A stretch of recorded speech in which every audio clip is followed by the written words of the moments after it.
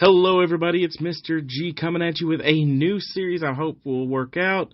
I'm calling it Obscure History for now. If you've got a better name for it, go right ahead and put a suggestion in the comments. I would appreciate it.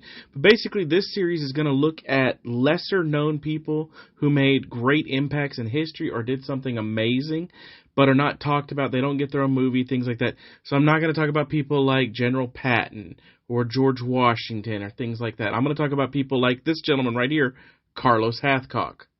Now, if you've heard of Carlos Hathcock, you've probably heard of him for probably two things.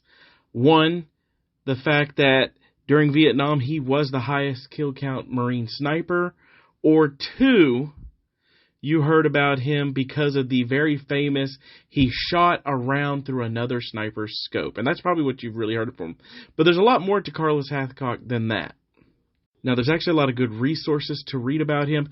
I personally like this book. It's in my personal collection of books, Marine Sniper, 93 Confirmed Kills by Charles Henderson. It's a really good book. Hathcock had a lot of input into the book, so a lot of it's from his own personal narrative. Now, obviously, there can be some bias from that, and we'll go through that later on. But let's go ahead and get into the man, the myth, the legend that is Carlos Hathcock. Now, Carlos Hathcock has some pretty humble origins. He was born in 1942 in Arkansas, grew up there, had actually a very poor upbringing, in terms of money, which is what led him to hunting and things like that in order to provide food for his family. He was an amazing shot with a .22 rifle. His family hoped he could do better with a shotgun, and according to his own admission, he was horrible with a shotgun, so he stuck with a .22 rifle. Now, his boyhood dream was actually to join the Marines, and at the age of 17, he actually did join the Marine Corps. Now, from his time in 1959 when he joined the Marines until his first deployment in 1966, he's actually very well known in the shooting community and actually had won multiple shooting awards. Now, he actually has spent his initial deployment in Vietnam as a military police officer, and it wasn't until Captain James Land actually convinced the Marine Corps that individual platoons needed snipers that he was actually put into a sniper unit. Hathcock's standard equipment when he was a sniper was a Winchester Model 70 and a M40 Remington 700. And now this looks like a regular hunting rifle, and that's because they are.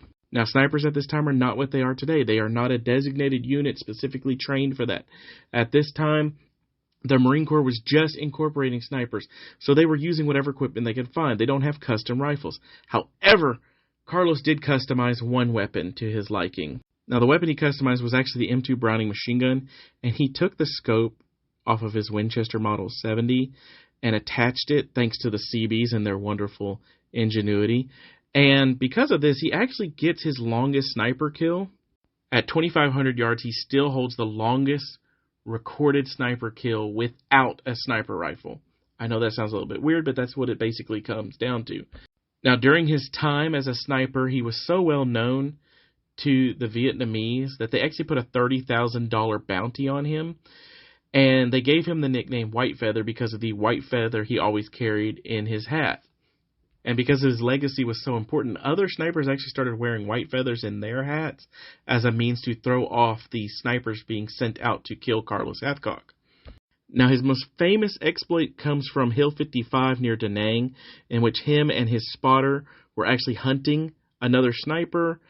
During the process, he saw a glint of light off of something reflective. He fired at it. When they went to investigate whether they had killed someone or not, they had noticed that he had shot the man through his scope. Of course, this is actually a Mythbusters episode where they said it couldn't have happened, and then later they said it was plausible. He actually did turn in the enemy weapon, and apparently it was stolen because he wanted to keep it for himself and couldn't get it back. Now, another exploit that actually may not be true is that he was apparently going after a female sniper that had been trained just to hunt him, named Apache, and had been torturing Marines near the camp to draw him out. There's really no confirmation that this may have happened, but what we do know happened for a fact is that in 1967, he was sent on a mission near the Cambodia-Laos border to kill a general for the People's Army of Vietnam. And in order to make the shot, he had to crawl 1,500 yards, and that doesn't sound like a lot, except he had to crawl near an enemy encampment 1,500 yards, and it took him 4 days to do so to make this shot. Now, he did manage to kill the general and managed to get out undetected. And his first tour ended only days after that. However, he decided to come back for a second tour. When he returned with his second patrol, he was actually with a platoon of snipers and was training them.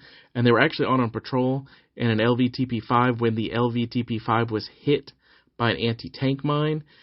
During the process, Carlos actually pulled 7 men out of the burning wreckage of the LVTP-5 while he was on fire himself. And in fact, he kept going back to the point they had to drag him and douse him in water because he didn't realize he was actually burning that badly. He was actually burned over a large majority of his body, and he's put on the USS Repose back to the United States, where he would actually have his recovery at the Brooke Army Medical Center in San Antonio. Sadly, his career wouldn't last much longer than that. Hathcock would be forcibly medically discharged in 1975, and he actually went into a depression, eventually got out of it, and actually helped multiple police, military SWAT, even SEAL teams develop sniper tactics. And his legacy goes beyond that. Like the M21, which is a sniper weapon, an upgraded version of the M14, actually had a modified version known as the M25 Whitefeather, which was named in his honor. Also, there's the Hathcock Trophy and the Hathcock Award, which are each awarded under individual specifications, one for the Marine Corps, one as a national for anybody who basically exemplifies small arms competency and amazing status with small arms. So there you have it, just a real quick, brief look into Carlos Hathcock, who you might have heard of but didn't know he probably did as much as he did. And while he doesn't have the highest kill count, his contributions to sniping and to the sniper community cannot be ignored. So there you have it, our first and what will hopefully be a new series of obscure history. I really don't like the name, but if you do, I'll go ahead and keep it. But if you got something better, like I said, please hand it to me. Please look out for future episodes. We're going to talk about people like Robert Smalls and people like Jeffrey Pike or Francis Marion. So there's a lot of these guys out there who just need their names put out there. And don't worry, I will still continue to do my regular series. So that's it for today. Keep your eyes open for the last of my Battleship series when I talk about the Iowa class.